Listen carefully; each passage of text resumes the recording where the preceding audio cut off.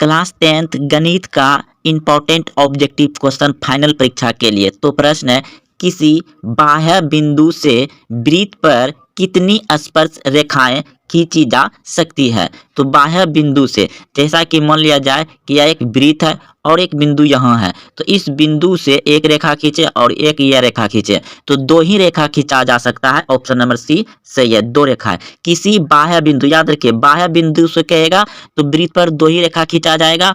और अगर डायरेक्ट बोल दिया जाए कि एक वृत्त पर कितनी स्पर्श रेखाएं खींची जा सकती है, तो अनंत, क्योंकि यह एक मान लिया जाए कि वृत्त है और इस पे स्पर्श रेखा हम बहुत सारा खींच सकते हैं, इधर से खींच सकते हैं, इधर से खींच सकते हैं, इधर से खींच सकते हैं, इधर से, यानी कि बहुत सारा खींच सकते हैं। तो आप लोग समझ गए। अगर बिंदु का दे तो दो, और डायरेक्ट पूछ दिया जाए कि वृत्त पर कितनी स्पर्श रेखा खींची जा सकती है, तो अनंत। ऑप्शन नंबर डी सही है, इसका दो हो जाएगा। दो वृत्तों की परिधियां 2:3 के अनुपात में है, तो उनकी त्रिज्या किस अनुपात में होगा। दोस्तों सब कट छट के बचेगा, आपका जो है वही, क्योंकि 2:3 ही बचेगा। दो हर साल यह प्रश्न पूछे जाते हैं। तो प्रश्न है, बिंदुएं -4, +3 किस चतुर्थांश में होगा। फिर प्रश्न है, -3, -4 किस पद में है। इस तरह का प्रश्न को बनाने के लिए आपको यह चित्र को ध्यान में रखना होगा। तो प्रथम चतुर्थांश यानी कि पहला पद में आपका आएगा प्लस प्लस, पहला पद में क्या आएगा प्लस प्लस, दूसरा पद में आएगा माइनस प्लस, और तीसरा पद यानी कि तीसरा चतुर्थांश में आएगा माइनस माइनस, और चतुर्थ यानी कि चौथा में आएगा आपका प्लस माइनस। तो दोस्तों आप सभी समझ गए हैं कि जो माइनस प्लस यानी दो रंगा चिन्ह होता है, तो वह द्वितीय चतुर्थांश यानी कि दूसरा पद में आता है, तो ऑप्शन बी सही है। और जो माइनस माइनस रहता है तो वह तृतीय में आता है, जो माइनस माइनस होता है वह तृतीय में आता है। यानी कि प्रश्न था आपका -3 और -4 किस पद में आएगा, तो तृतीय पद में आएगा।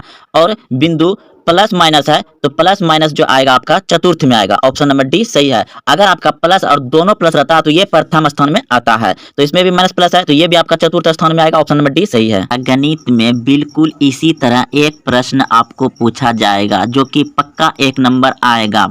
जबरदस्त ट्रिक ये है कि जब इस तरह का प्रश्न पूछा जाए, जैसा कि tan 57 डिग्री बटे कोट 33 डिग्री का मान होगा, तो इसमें हम देखेंगे कि इन दोनों को आपस में क्या करेंगे, जोड़ेंगे।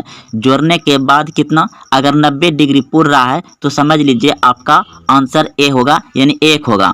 उसी तरह से इन दोनों को आपस में जोड़ेंगे, 18 डिग्री जोड़ने के बाद 90 डिग्री आ जाता है, तो समझिए एक ही आंसर होगा। ऑप्शन नंबर बी सही हो जाएगा। उसके बाद फिर देखिए 41 और 49 को जोड़िएगा तो आपका कितना आएगा, 90 डिग्री आएगा। तो 90 डिग्री आएगा तो समझिए एक ही आंसर आएगा। ऑप्शन नंबर सी सही है। इसका भी आप जोड़िएगा तो एक ही आंसर आएगा। ऑप्शन नंबर ए सही है। आप इसका भी जोड़ लीजिएगा तो 63 और 27 डिग्री को जोड़िएगा तो 90 डिग्री हो जाएगा। तो ऑप्शन नंबर बी सही है।